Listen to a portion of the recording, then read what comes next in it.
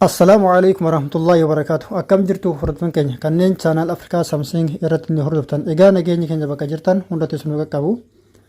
Tole egaa hordoftoonni keenya barnoota keenya kanarratti walitti deebinee jirra. Egaa barnoota keenya kanarraa keessatti haala yeroo namni isiniif bilbila keessan kiisha keessan keessaa osoo hin baasin ebaluu nama sanaa ittiin beekuu dandeettan isinitti agarsiisa jechuudha.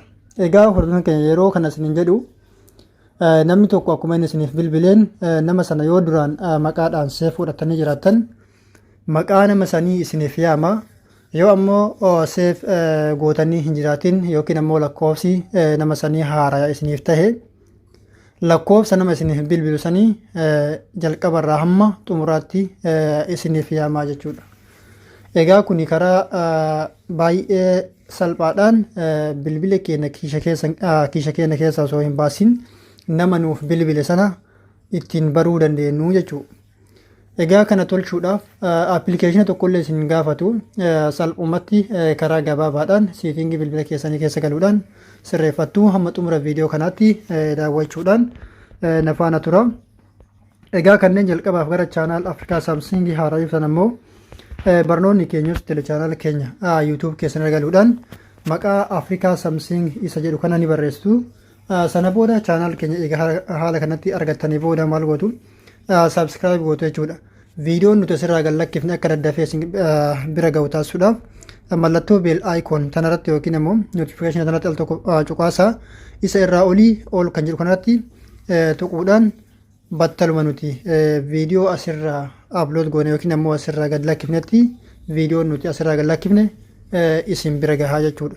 Akkasuma jechuudha viidiyoo keenya guutuu isaa fuula tokkorraa argachuudhaaf iddoo viidiyoo jettu kanarratti as bahuudhaan viidiyoo jala irraa gara oliitti ol harkisuudhaan viidiyoo hunda isaa irra deemtanii waa'ee barnootaas jala barachuu dandeettu jechuudha. Barnoota teekinooloojii jechuudha.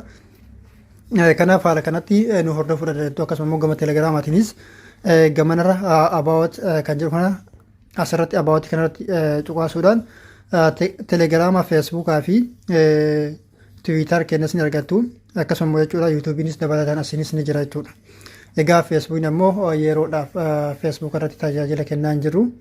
Feesbuuk irratti yeroodhaaf nu argachuu dandeettanii inshaallah yeroo ta'anutti isaan sirreessinaa jechuudha.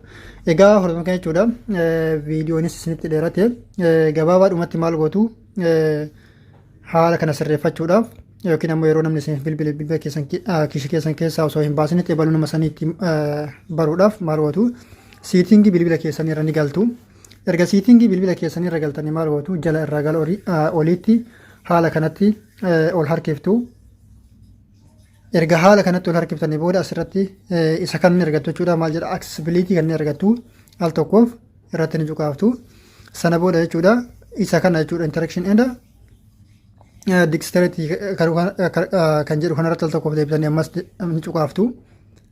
Sana booda asirratti answering and ending calls jedha asirratti deebitanii ammas ni cuqaaftu.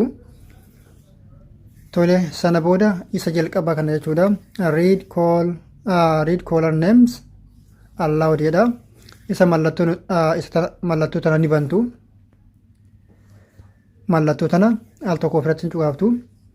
Sana booda mallattoo tana haala kanatti on gootu jechuudha.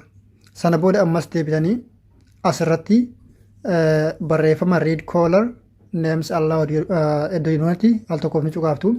Sana booda erga iddoo kanatti haala kanatti cuqaaftanii booda asirratti always kan jirutti cuqaasuudhaan xumurtu jechuudha.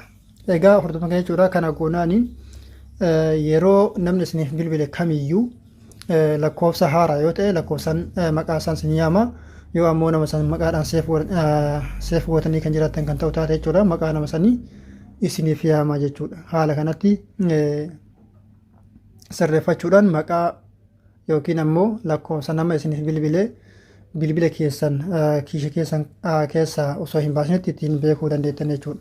Tole egaa hordoftoota keenya jechuudha barnoonni keenya kanarraaf qabannee dhufne kana fakkaata. Hanga barnoota biraatiin deebinee ol geenyutti waan nu daawwattaniif galatoomaa yeroo gaarii qabaadhaa.